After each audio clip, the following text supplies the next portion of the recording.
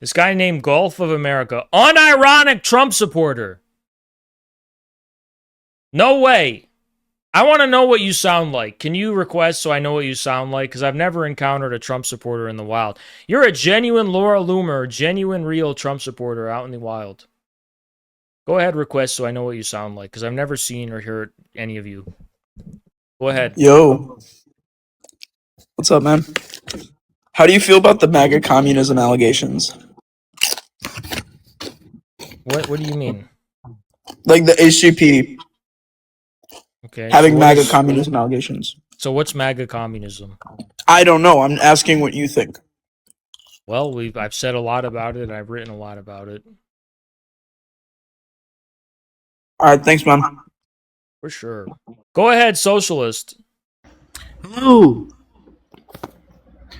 Why do you believe in commodity production?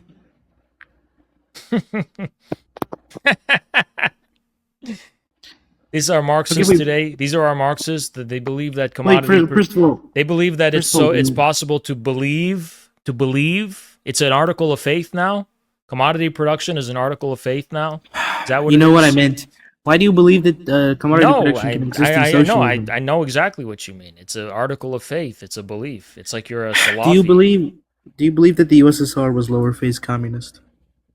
Wallahi, do you believe in the Tawhid? I am a Wahhabi. It's like, Bordiga, he was like the Abdul Wahhab of Marxism. Bordiga? Okay.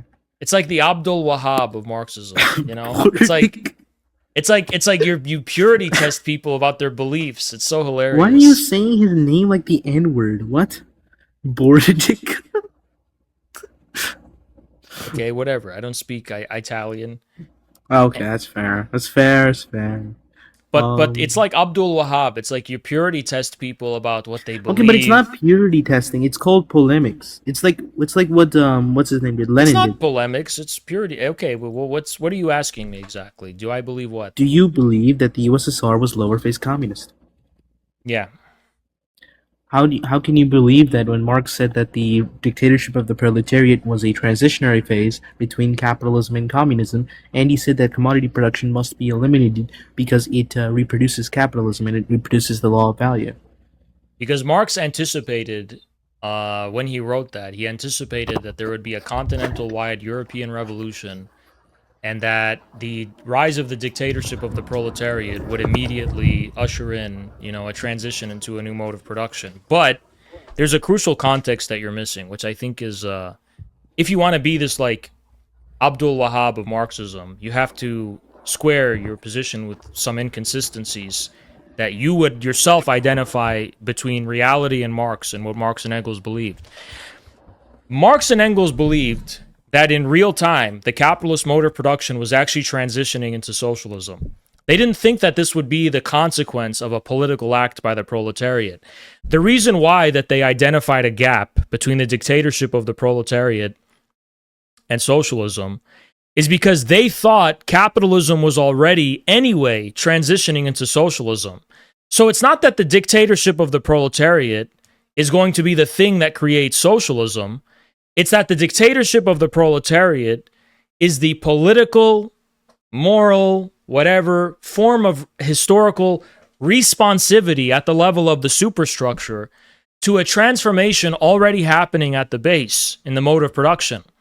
So that's why they identified that gap. It's not because they thought necessarily that, the dictatorship of the proletariat and socialism are necessarily incompatible.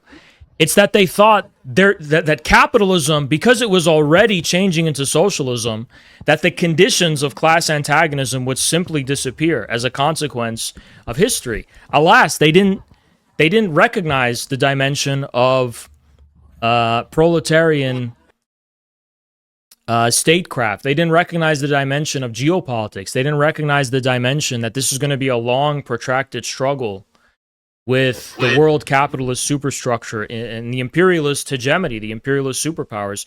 The truth is, Marx and Engels did not anticipate the rise of what Lenin called imperialism. They hinted at it for sure. They saw the signs that were there. But the acknowledgement that this was like a qualitatively new phase of capitalist development, Lenin was the one who uniquely pointed that out. And this is why we call it Marxism-Leninism. So, really, the truth is the gap between the dictatorship of the proletariat and socialism closing I is really want because to. of imperialism, and I could explain more why that is if you want. No, sure, sure, but like I really want to just like get to the like what you said. I don't want to strawman your argument, right?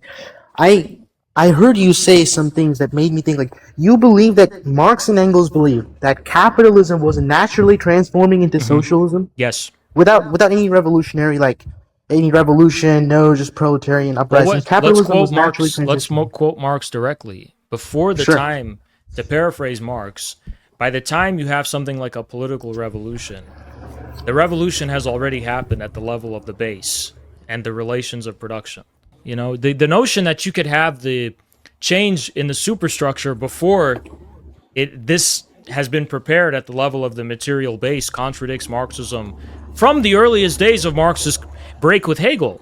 Marx, in the beginning, has to justify his break from Hegel and Feuerbach and the young Hegelians, and he does so by outlining his materialist method. If we're deviating from the materialist method, we're deviating from Marxism. The real premise of Marxism, by the way, is materialism, Like right? no one is deviating from materialism. No one is deviating from his How can you his have works. a voluntary transition into socialism or communism? How is that possible? Through the dictatorship of the proletariat and through the slow abolition That of the law contradicts value of commodity materialism. production. That No, contradicts it doesn't materialism. contradict. Absolutely. How does it contradict materialism? Because it's asserting the notion that politics is in command of changes at the level of the material base. How can the superstructure determine the base? That doesn't make any sense. The superstructure isn't determining the base. Capitalist production advances to the point where workers gain class consciousness and they have an uprising. It is workers democratically deciding how production is run and a bunch of other, revolutionary politics such as labor vouchers. It is the economy being completely shaped by the worker that brings about the Okay, I that's don't know what all. Stalin These are called nice it. slogans. These are nice slogans. It's not even a nice slogan. It's a You're slogan. claiming It's rhetoric. you're It's a claiming that slogan. that Marx and Engels believe that capitalism will naturally evolve into socialism without No. any I'm contributions not from any claiming they proletarian thought it background. will happen. I'm claiming they wrote that it was happening in real time while they were alive. What? Please provide the quotes for this. Frederick Engels, Socialism, Utopian, and Scientific. He talked about the rise of things like the joint stock market, attesting to the invading socialist society from the future. He didn't say it was socialism yet, but he said the conditions for socialism are being prepared by the development of capitalism itself.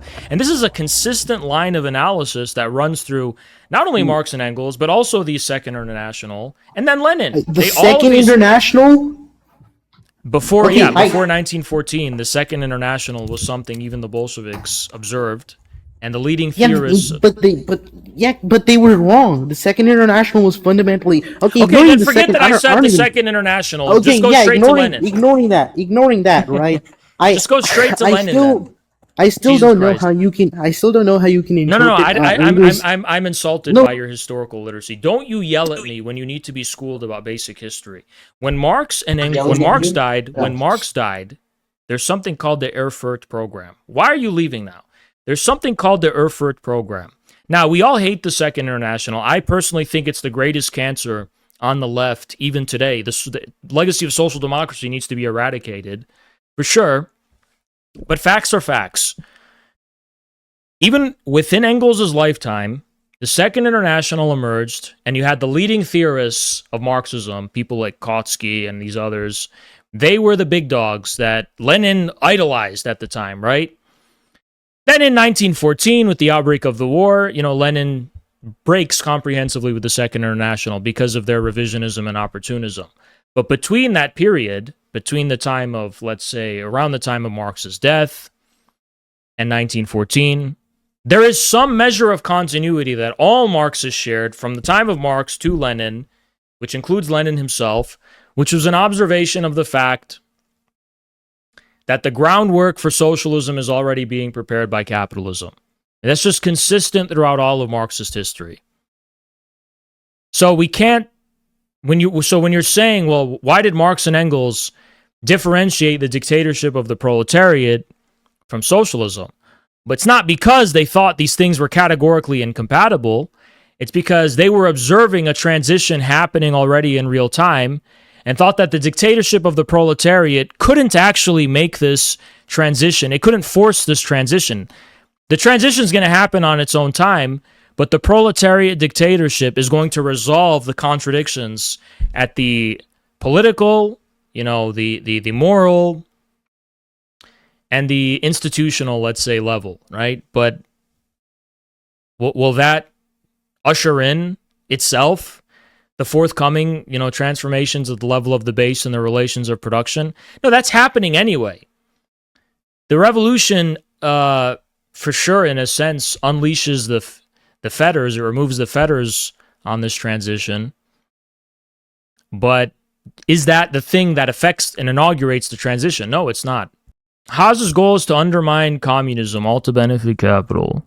Imagine you're fat and you're in fat camp. For 50 years, you're in fat camp and you're still fat and you're getting fatter. And then some guy comes along who proposes, maybe stop eating Twinkies every day. Modestly, I agree, this guy's also fat, but he's losing some weight. And then you go, this guy was sent here to stop us from finishing fat camp. You've been in fat camp for 50 years. How would I stop you from finishing it? You're going to finish it? Oh, yeah, they quit just right before they finish fat camp. 99% of people quit, right? You in fat camp for 50 years and you're still fat, and I was sent to stop you from losing weight? How could I have been sent to stop you from losing weight when you have been fat in fat camp for 50 years? Because I'm proposing you do something different? Well, maybe you do need to do something different because fat camp hasn't been working, has it? Xavier, go ahead. Hey, can you hear me? Mm-hmm. Yeah, I just wanted to get your perspective on just what I'm noticing with a lot of divide and conquer amongst leftists and why there's so many different divisions of communist factions and where this is coming from. I have my hunches as to why that is. I just would like to have a perspective from, someone who's doing this full time. No, I got an aquarium. It's not a shower. My honest observation, my sincere observation is that 95% of the legwork is being done by individuals themselves because of their own psychological hangups and because of their own inability to resolve the meaning of what this cause and this movement is internally. And interference from the government and from feds is a 5%. They just tipping it in the scale, and they're amplifying, certain people, and they're giving better advantages to other people, but these are machines that run themselves. And honestly, I'll even go farther and say something. I think majority of leftists know that they're being controlled. They're falling in the favor of feds. That's half of the game. It's like conformity to power. It's like, imagine you're in a room and there's a lunatic with a gun. And everyone's terrified of this person, and they have all the power. It's one person, they can get overpowered by 50 people. In a way, it's not that the 50, and the guy, he plays divide and conquer with people. He goes, I'm going to divide you. Now, is it all just his manipulation? No, 95% of it is these 50 people themselves being cowards. And they're making excuses for their cowardice, and they're channeling that tension in terms of aggression against other people. Right? They know what they're doing. It's not that people are being played for fools. They know what they're doing. They know what they're doing. They don't want the revolution. They don't want a strong communist movement. Internally, psychologically, they can't handle that pressure and that confrontation. There's cowardice. There's existential doubt. There's lack of sincere belief in this cause. And there is a profound moral turmoil within these people, which is, what am I doing this for? A lot of the times these people just want to feel superior to everyone else. They don't necessarily want to actually commit themselves to this very difficult, hard, long, and painful struggle. Who wants to commit themselves to Mao's Long March? Is that fun? Is that glamorous? 95% of people don't want it. They don't want the smoke. That's my honest, sincere belief. They don't even want it because they're afraid of it. Would you say that that's the same reasoning behind like why there's so much infighting amongst communists that on paper should agree, Absolutely. but when it comes to theory and practice, there's some sort of conflict there? The infighting has a lot of factors. Okay, one of the factors is people call themselves communists are so ineffective. But they see communism as a way to complain at authority. Complaining, right? Right. But the authority will not listen to your complaints. Who's going to listen to your complaints is people who share some of your principles. So when you can tear down and destroy people successfully because they're actually listening to you, right? And they're paying attention to you and they care about what you think, and you succeed in destroying them, you feel as though you're powerful and you have a victory. In reality, you're just tearing down the only people who will listen to you to compensate for the fact that your complaints are mainly channeled at the government, who will never care about you or listen to you, right? So, people, to cope with their ineffectiveness, their original position is we want to go against the government, right? Okay, so you have a job. You're not doing your job good. So what do? Well, I might be Dunk able on to, your teammates. yeah, because that way I feel like it's going somewhere at least. I'm tearing some people down. That means I have some power, and I have the hope that maybe I could eventually challenge the government. But the logic is all wrong because they're beginning from a perspective that assumes that complaining and effective revolutionary practices are the same thing. They're not. Their existential position of complaining and whining is the problem. Stop complaining and whining at the government. They don't care about you. So start locking in and building. Because the world does not care about your whining and your complaining. Get over that. Get over the fact that nobody cares about how much you consider everything to be so unjust. No one cares. You need to lock in and focus on what needs to be done and be at peace with that and not have a hang up over, the world not hearing your cries. They're not going to hear your cries. That's not how the world works. Big facts, man. You just said and confirmed everything I've been feeling for the last 10, 15 years on this topic. So I appreciate it, man. Keep up the good work, bro. I see what you guys are doing. And don't pay any mind to the haters out there trying to tear y'all down. Like, you guys are really doing the actual groundwork of this. So I see it. Appreciate you, bro. Thank you so much. Go ahead. Hello. So I just like to ask one question. Okay. What are some Marxist philosophical oppositions to the economic calculation problem, if you're familiar with that? And which one do you personally subscribe to?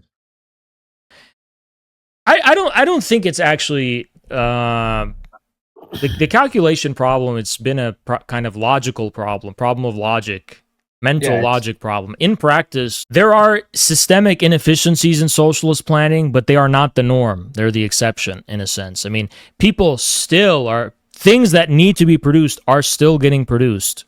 The reason they're not getting produced at the scale and at the intensity comparable to the capitalist world isn't because of a calculation problem. It's mainly because of a lack of access to the entire global supply chains that produce modern economies. Would you say that in a larger nation, the economic calculation problem is more or less applicable, or just not changed at all?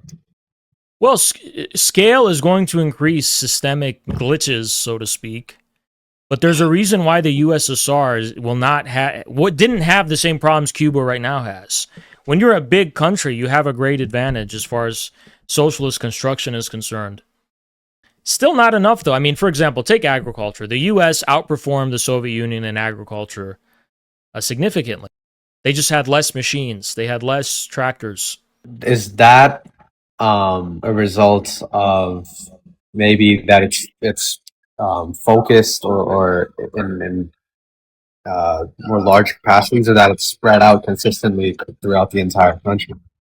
No, it's not. It's because the Soviets had no access to the global supply chains that made American productivity possible. They had less access to resources, basically.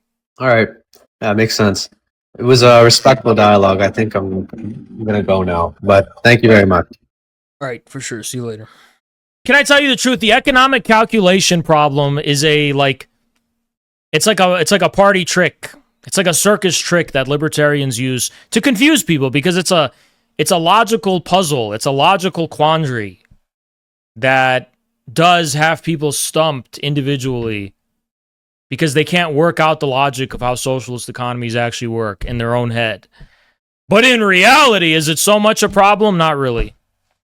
That's just the truth.